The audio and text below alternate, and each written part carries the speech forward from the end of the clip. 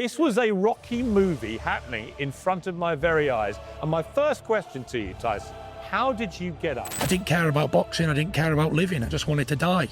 And I was going to have a good time doing it while I was doing it. We used to put water in our cereal. Now we crossing borders just to shoot another video. It's on, baby. You're the best, fighting the best. I got me rounds here tonight, 10 rounds. But one thing I promise when I go to Las Vegas is I'm knocking you the out, boom.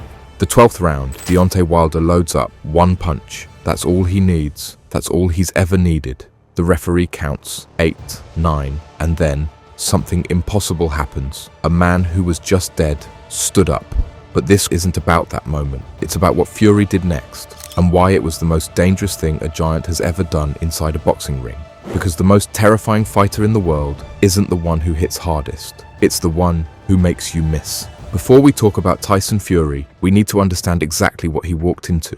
Deontay Wilder is not a boxer in the traditional sense. He is a phenomenon, a 6'7", 220-pound loaded weapon with the longest reach in heavyweight history, and a right hand that coaches still struggle to explain in technical terms because it doesn't follow the rules of technique, it follows the rules of physics. By the time Wilder stepped into the ring with Fury in December 2018, he had stopped 39 out of 40 opponents. 39 men had looked across the ring at those long, thin arms and made the same miscalculation. That power like that belongs to a larger frame, that it would be slow, that they could survive it. None of them did. Wilder himself understood exactly what he was. He had built his entire identity around one idea, that he didn't need to be a complete fighter. He just needed to land once. He once said, "I don't need a jab, I don't need combinations, I just need to touch you." And he was right. For years, and he was completely right. This is what made him so terrifying. Not just the power, but the confidence that came with it. Wilder moved through his career the way a king walks through a room he built, unhurried,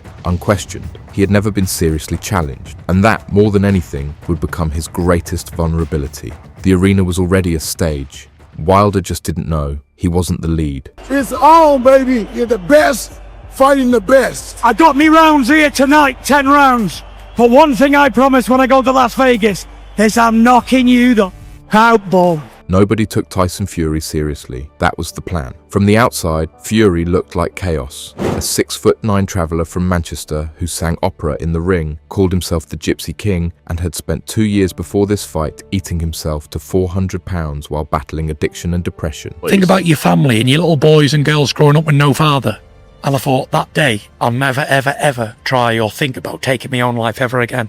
The public narrative was simple. Fury was back, which was a great story. But Wilder would end him. What the public missed was what was happening inside that giant, unpredictable head. Fury had studied Wilder the way a chess grandmaster studies an opponent's tendencies. Not just the punches, but the patterns. The way Wilder loaded up on the right hand. The way his jab was a rangefinder, not a weapon. The way he stood flat-footed when he thought he had you hurt. Fury once told his trainer, he can't hit what he can't find. That sentence is the entire fight, because what Fury brought into that ring wasn't just size, it wasn't just heart, it was a system, a beautifully designed, psychologically sophisticated system built around one truth. I've been bigging this up many years now, and now it's here. And when two fighters want to fight, the fight will happen. Wilder's power only exists if you stand in front of it. So Fury decided he simply wouldn't. He would become a ghost at heavyweight, a 270-pound ghost who moved like water, thought like a scientist, and fought like a man who had already been to the darkest corners of his own mind. Well, let's go then. Let's pull the fight forward to this weekend.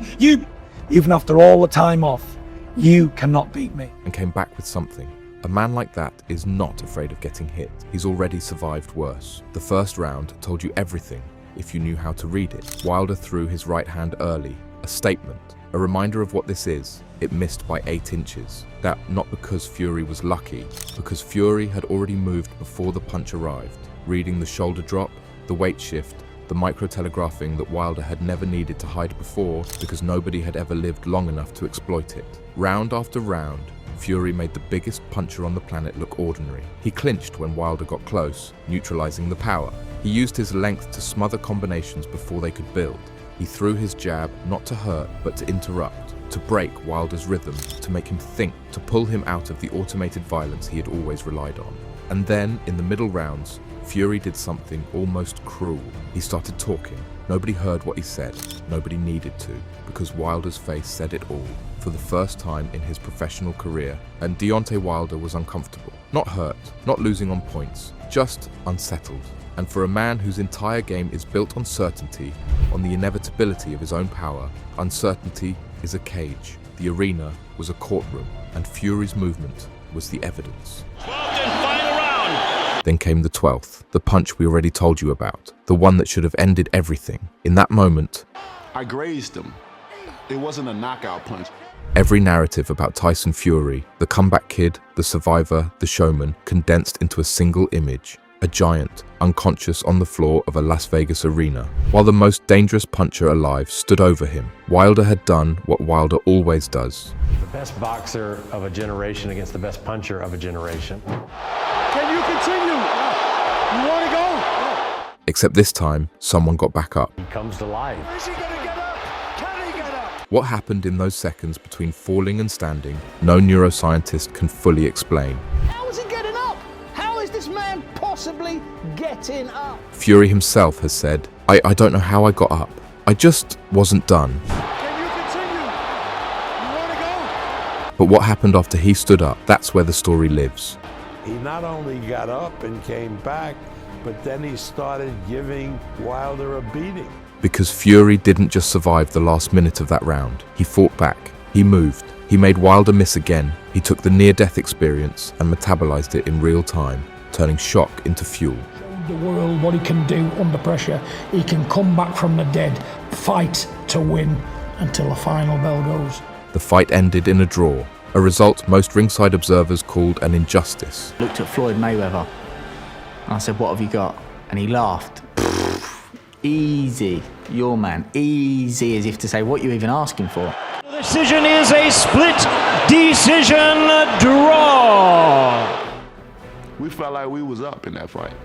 Fury had outboxed, outthought, and outmoved a man who had never been truly tested, and everyone in that building knew it. The scorecard said draw. The sport said something different. What this fight gave us was not a result. It gave us a question that boxing rarely asks. What happens when the most dangerous weapon in a sport meets someone who has decided at the cellular level that they will not be destroyed by it? Fury's movement that night wasn't just a boxing strategy. It was a philosophy built in the darkness of his worst years, forged by a man who had faced something far more lethal than Deontay Wilder and found a way through. He proved that size is leverage, that reach is geometry, that power without a target is just a story a man tells himself. And perhaps that's what this was always about. Not two fighters, but two ideas. The belief that pure, singular force is enough, and the belief that the mind, when sharpened to a blade, can make any force obsolete. Wilder carried thunder in his right hand. Fury carried something quieter, and quiet things, when built correctly, last forever.